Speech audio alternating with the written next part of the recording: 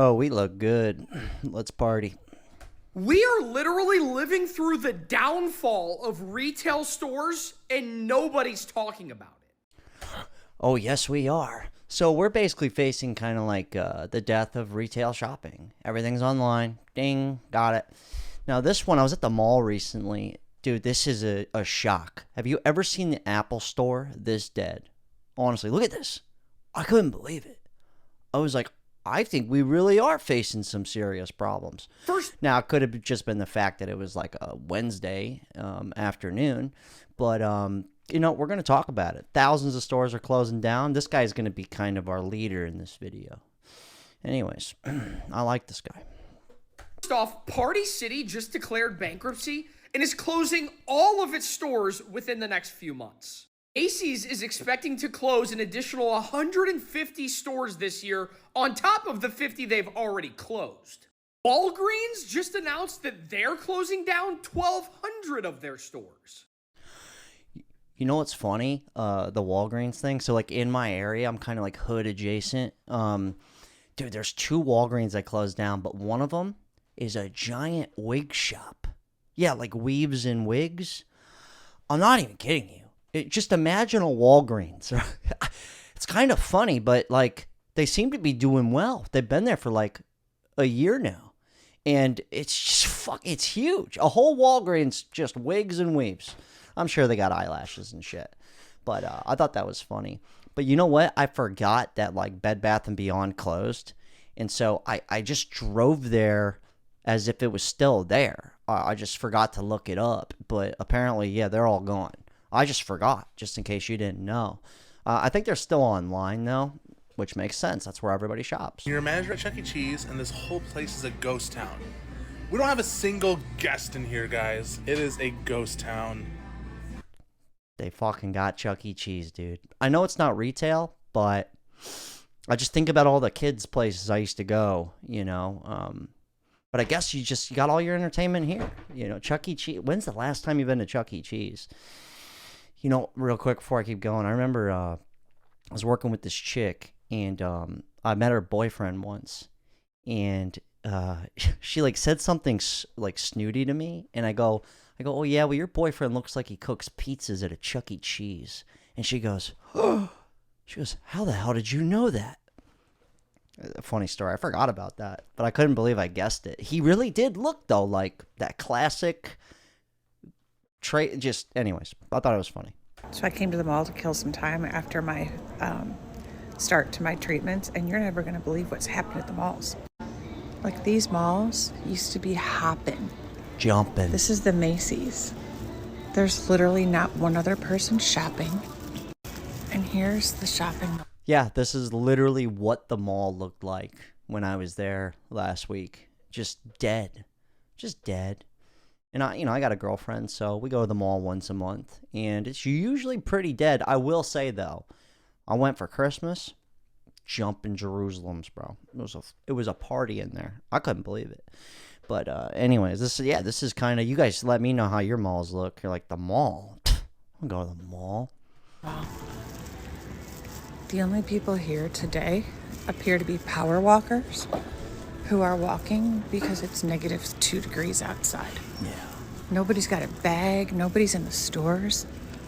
And you probably wonder yourself, like, how do these places stay open?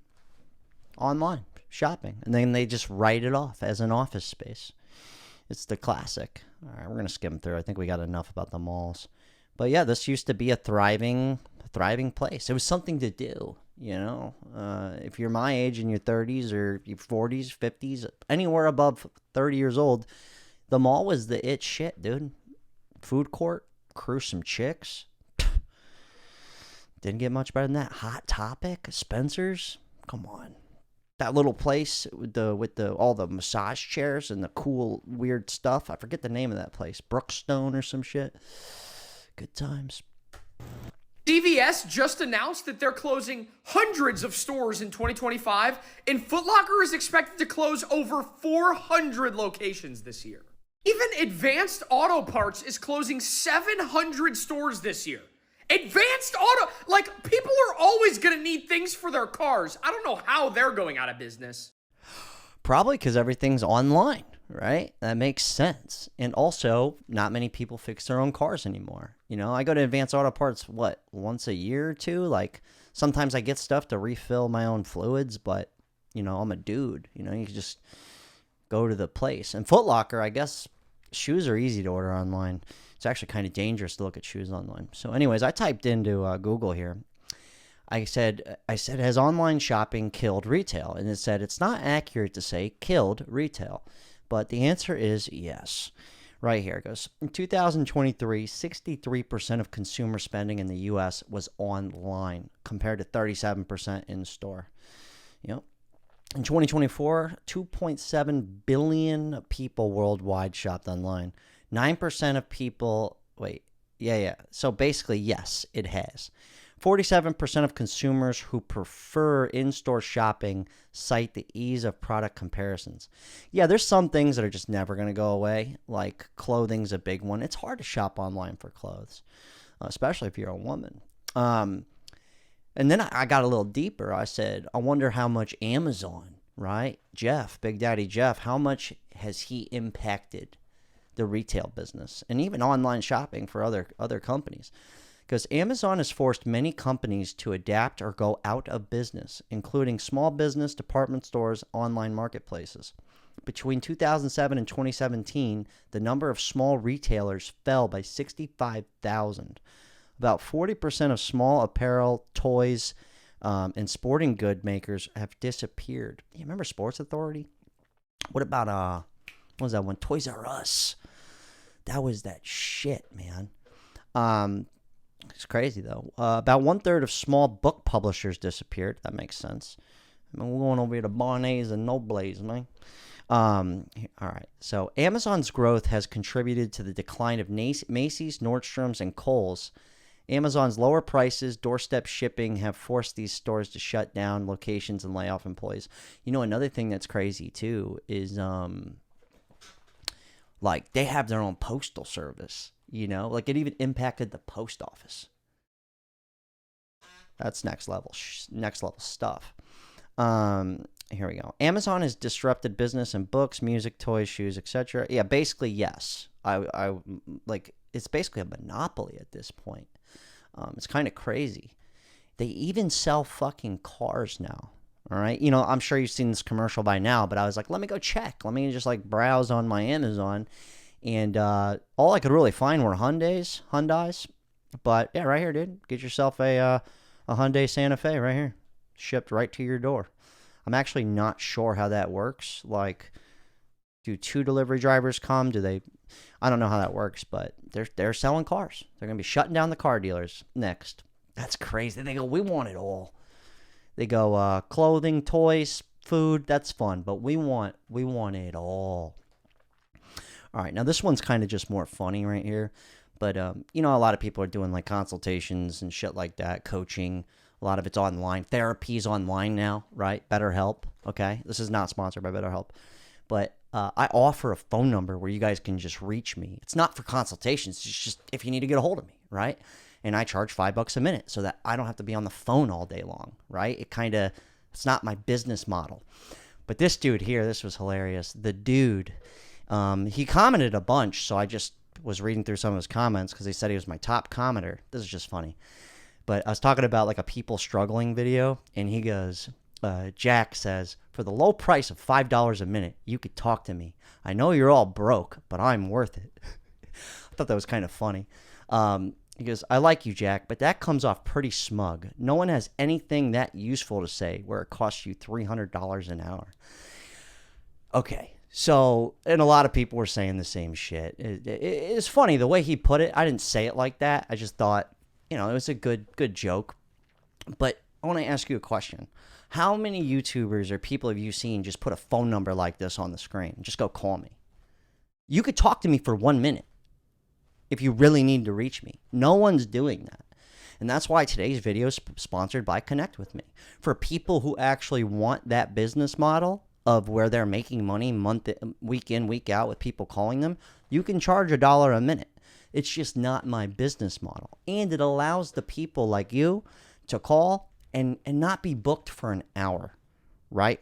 So I don't advertise consultations because it's not my business model. But I've done consultations for YouTube stuff, internet, like this stuff here. I've charged way more than $300 an hour. Believe it or not, have you ever had a good lawyer? Yeah. Way more than that. But Connect With Me is perfect. They give you a fake number. If you're interested in starting this kind of a business, you could charge by the minute, anywhere as low as $1. Okay, they give you a number. You don't have to use your personal information. People can't just text you. And in order to contact you, the person's got to pay to play.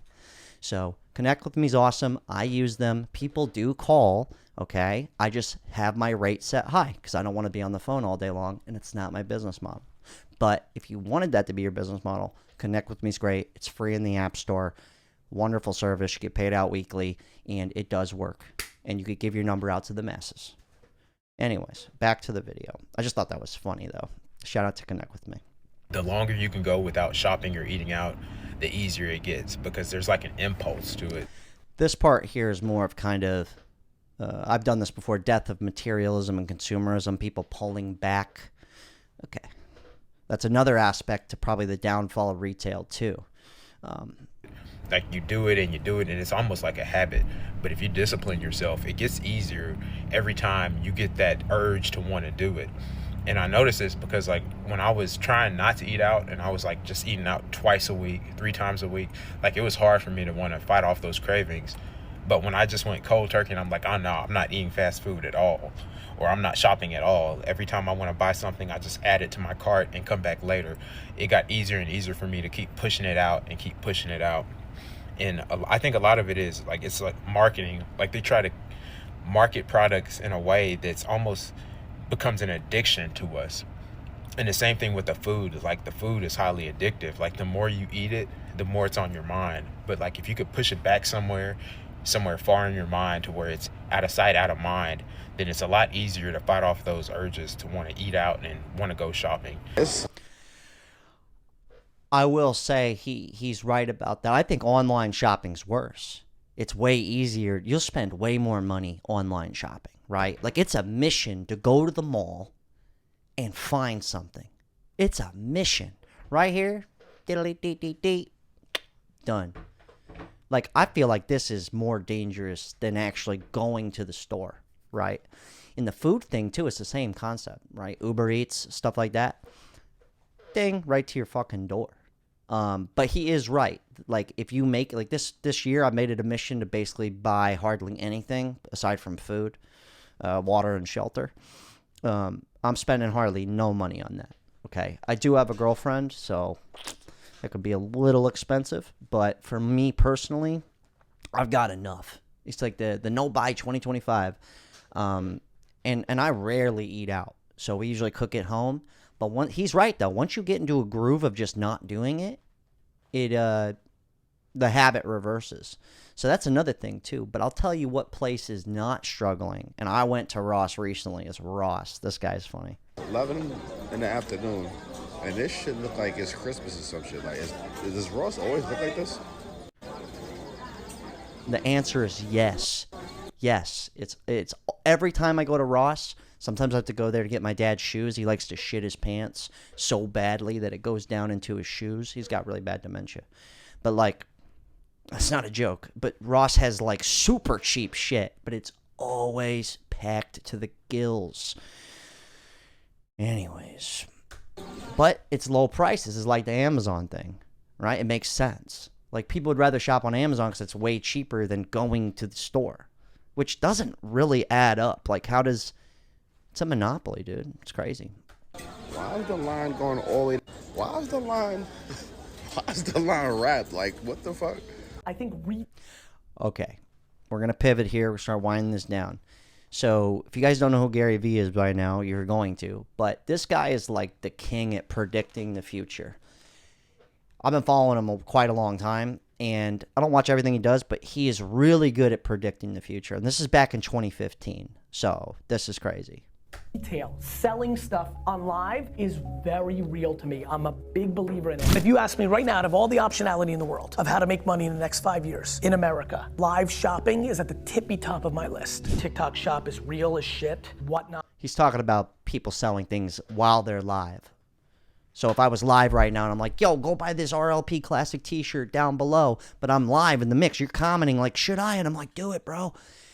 This is a real thing. But he like predicted this, and he's saying it's going to get worse, or it's going to get better. It's going to become more. I believe him too. He's usually not wrong. Not is real as shit. Meta's not gonna sit around and let them have it, so they're gonna figure out what they're gonna do. Have you seen the video of the woman in China that just keeps moving the handbags? You probably saw the headline. She made $8 million in like 2 seconds. What? So in China, live social shopping has already happened. I'm in the wrong business, dude.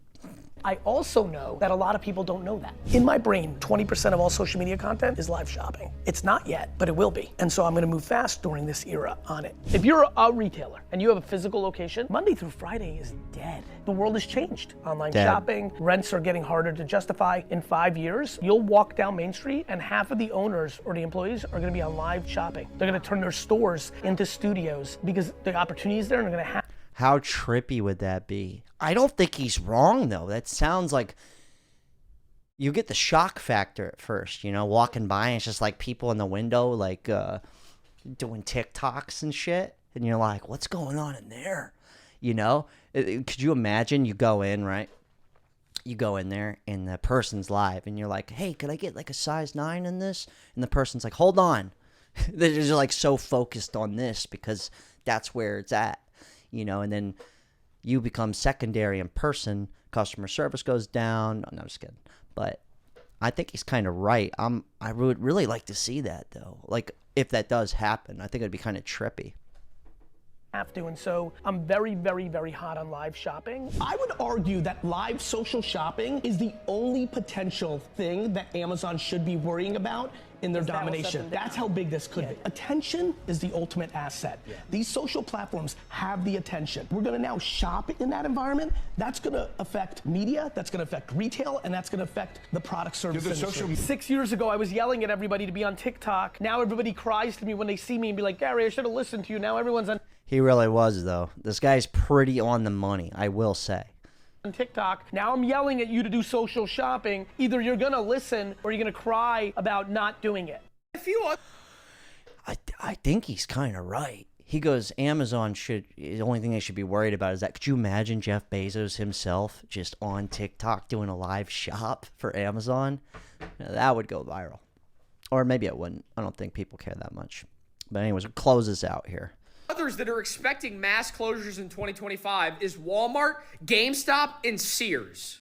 Honestly, a lot of these retail closures are pretty sad. Like, I remember going to Sears every single Christmas with my dad to go Christmas shopping with my mom.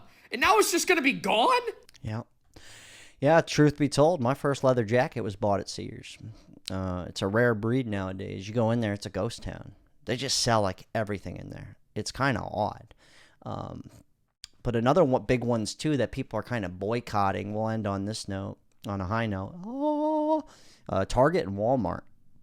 Like, this guy's just yelling at the camera here. I'm not gonna play it, but there's like a lot of these videos out there where they're just boycotting Target. They're done with Walmart. I mean, I've been done with Walmart and Target. I never really got the hype with Target. I was just kind of like, dude, it's a fucking, you know, it's a store, dude. Like, you come here when you need stuff. But people apparently just go to Target and they're really buying a bunch of shit. I don't know. You guys leave your thoughts. It makes sense to me, though. Like, it's just so much easier to shop online. And I didn't want to, like, point everything at Amazon and be like, Jeff, you're doing this, bro. You know, you're fucking us over. It's kind of trippy, though. It is really, makes sense. Anyways, you guys leave your leave your thoughts. Hell of a talk. Okay, you guys need to get in touch with me. Here's the number. Don't forget about connect with me. You want to start your own business? I got the second channel, posting fresh content there and clips from this channel over there. God, this was a lot of fun, man. That was a funny comment from that guy earlier, though. He got me. He got me good. Yeah, real good stuff.